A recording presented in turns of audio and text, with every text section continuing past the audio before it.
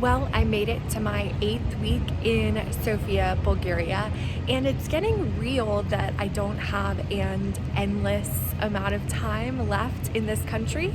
Last night, I actually spent some time kind of making a list of the final things I want to do while I'm in Bulgaria, and more specifically Sofia.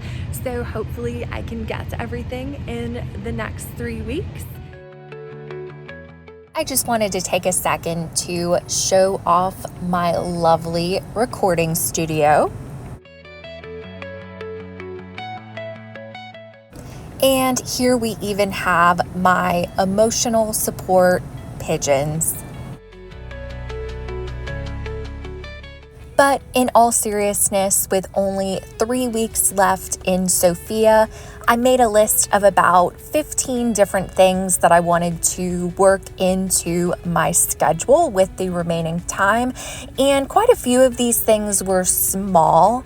When I say small, though, I don't mean historically insignificant, but quite a few of them were things that I could visit for free and things that would only take me about 15 to 30 minutes to stop in and check out.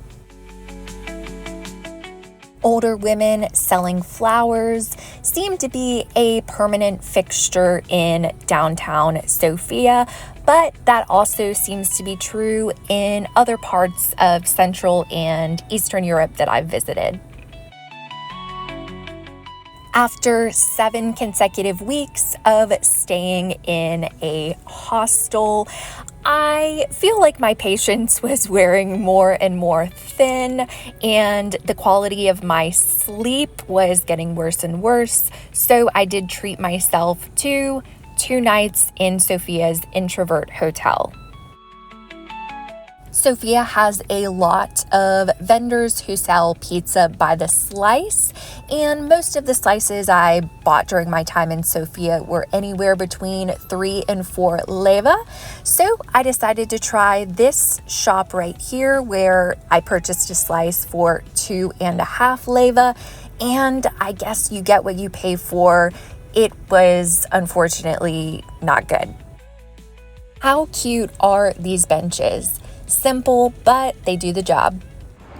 Well, I had 2 restful nights at the Introvert Hotel.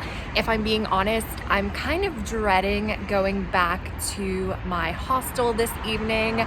Normally, I am a huge proponent of hostels and I love inexpensive accommodation. Normally, I'm more than happy to rough it for a few nights when I travel if it means that I can save some money. But I feel like I have just reached my limit on this attic with 22 twin-size beds in it. I really miss having some privacy, getting good night's sleep, and being in an environment where I feel like I can be productive. So I'll probably miss Sofia once I'm gone, but I am not going to miss my current housing arrangement at the hostel. But I had 2 great nights of sleep, and I'm ready to make today a great day. As I was walking earlier, I guess I look halfway decent today because a man actually smiled at me, and I had to do a bit of a double take because even though I'm someone who likes to smile, people in Bulgaria don't. And I mean no offense when I say that, it just seems to be true. So on to my next stop of the day. I was struck by what I thought was an adorable little abandoned structure. But as I got closer to it, I realized there was actually someone working in there. Despite making it to my 8th week in this city, I had yet to visit the Alexander Nevsky Cathedral, so that was one of the things on my list that I had to see. And on my way there, I ran into the Antique and Artisan Fair that I had actually been to in a prior week. I think my 2 nights of quality sleep did me a little bit too much good, because when I walked by the antique and artisan fair, I was in the mood to spend some money. Mom, if you're watching this, I love you, and I bought you some Christmas presents that I hope you really like. And I also bought myself a pin from the communist era, which I am quite excited about. The gentleman who sold me this pen, when he saw me looking at it, he said, "Oh yes, Bulgaria and Russia were friends for way, way too long." And that actually ties in nicely to my next stop, the Alexander Nevsky Cathedral. Russia played a major role in helping Bulgaria gain independence from the Ottoman Empire during the Russo-Turkish War of 1877 to 1878. In addition to Russia helping Bulgaria gain independence, at least for a little while, the two countries share the Orthodox Christian faith, and this helped to further solidify the bond between the two nations, fostering cultural and religious ties that continue to this day. In fact, the Alexander Nevsky Cathedral itself is a symbol of that bond, and it was built in honor of Russian soldiers. Politically, the relationship between Russia and Bulgaria has had its ups and downs, especially after the fall of communism, but cultural and historical ties do remain strong. The Alexander Nevsky Cathedral is one of the largest Eastern Orthodox cathedrals in the world, and it is located in the heart of Sofia, Bulgaria. So even though I did not enter the cathedral until my 8th week in Sofia, I was certainly aware of it and had walked by it many times. The cathedral was built between 1882 and 1912, and as I mentioned, it was built as a symbol of gratitude to the Russian soldiers who helped liberate Bulgaria from Ottoman rule during the Russo-Turkish War. The cathedral was named after Saint Alexander Nevsky, who was a medieval Russian prince and military hero. If you ever get the opportunity to visit the Alexander Nevsky Cathedral, make sure that you do not skip over the Crypt Museum. That is something that unfortunately not all tourists know about and they do miss, but the Crypt Museum is located beneath Alexander Nevsky Cathedral, and it holds one of the largest collections of Orthodox Christian icons in Europe. The museum contains more than 300 icons spanning from the 9th to the 19th century, and I was seriously amazed by the age and condition of some of these absolutely magnificent pieces of art. It was free to enter Alexander Nevsky Cathedral, but I believe I had to pay 6 leva to enter the museum, which is about $3.50 US. But I absolutely recommend it. It was worth the price and definitely rounded out the experience. This piece right here is from the 14th century, which I think is just absolutely amazing. As I mentioned, for my remaining 3 weeks in Sofia, I made a list of about 15 things that I wanted to see and do, and some of those things on my list were shopping. Early on during my time in Sofia, I purchased a photography book that had photos of communist era kiosks, and I just had to complete the set and purchase the other photography books.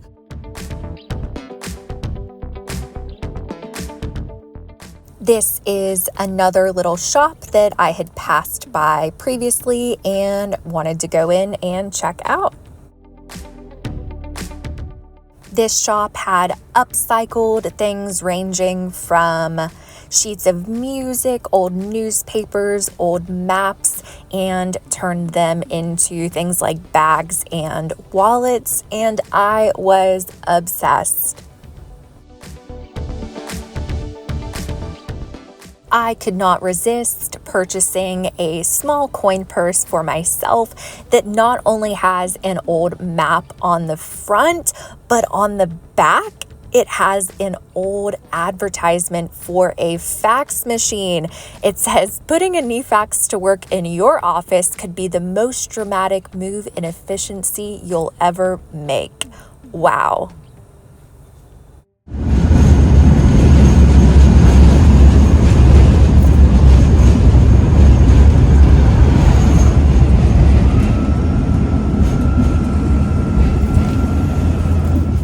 After a successful and very enjoyable day, it was time for me to walk the path I had walked many times and head back to my hostel.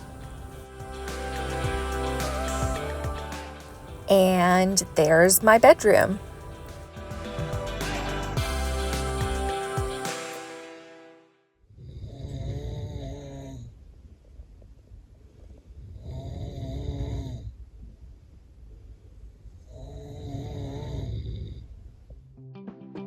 That noise you heard right there was an authentic recording of a night in a 22-bed co-ed hostel dorm. This lifestyle is not for the faint of heart.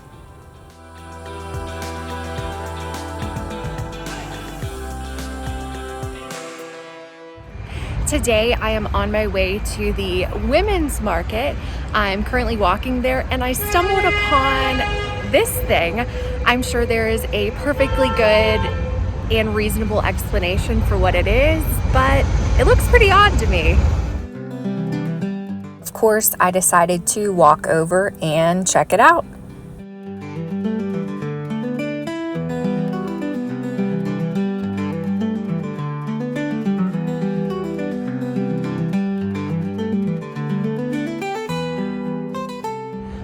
I think it's a toilet.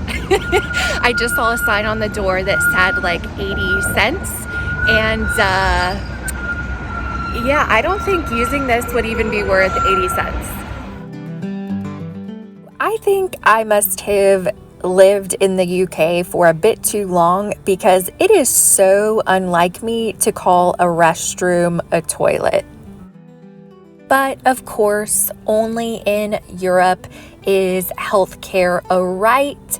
But if you need to spring a leak, you'd better get out your wallet and pay up for that. I must have visited the women's market a half a dozen times during my time in Sofia, but it is one of the oldest and most vibrant markets in Sofia, and it dates back to the late 19th century.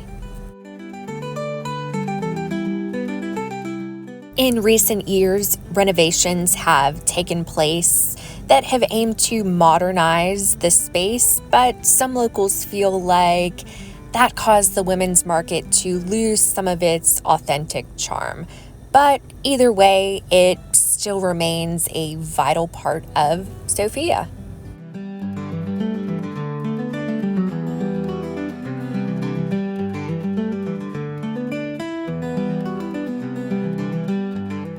I could not help but spot these hairstyle posters as I was walking by.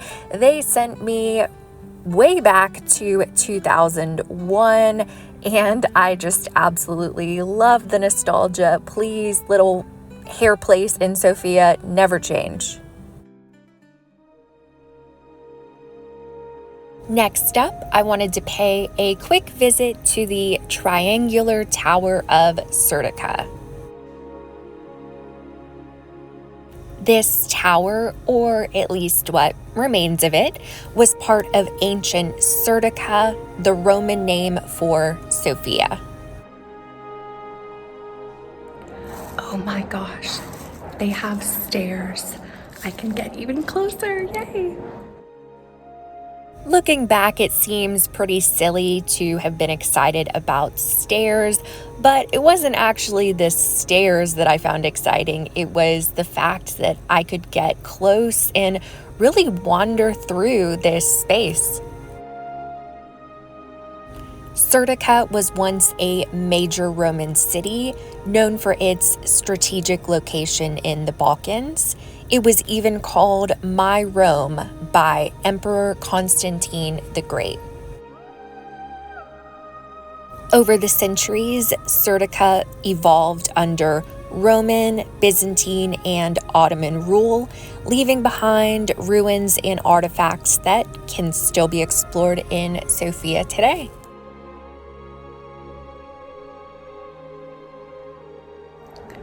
Maybe I'm just easily amused, but I don't think that all of these Roman ruins and being able to get up so close and actually touch them, yeah, I just don't see that like ceasing to amaze me. I love this stuff. The triangular tower is a preserved section of the old Roman walls that once protected the city of Serdika. Visiting the triangular tower of Serdika was completely free, and unfortunately, it does seem to be an overlooked and underappreciated attraction.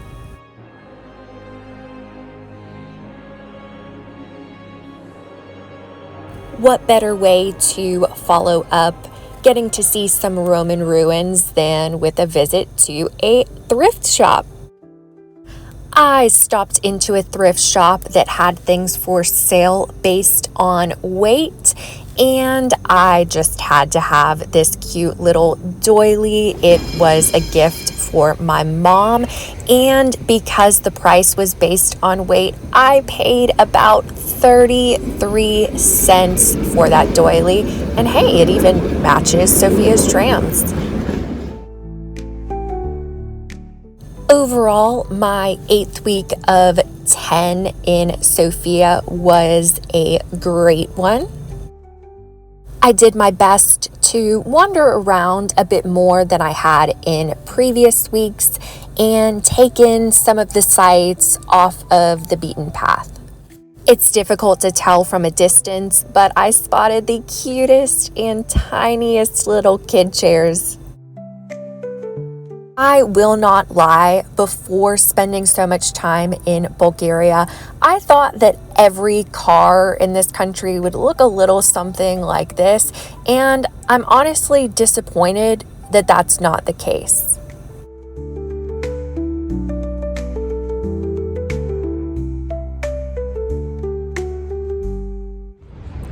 So today is actually the start of my 9th week in Sofia.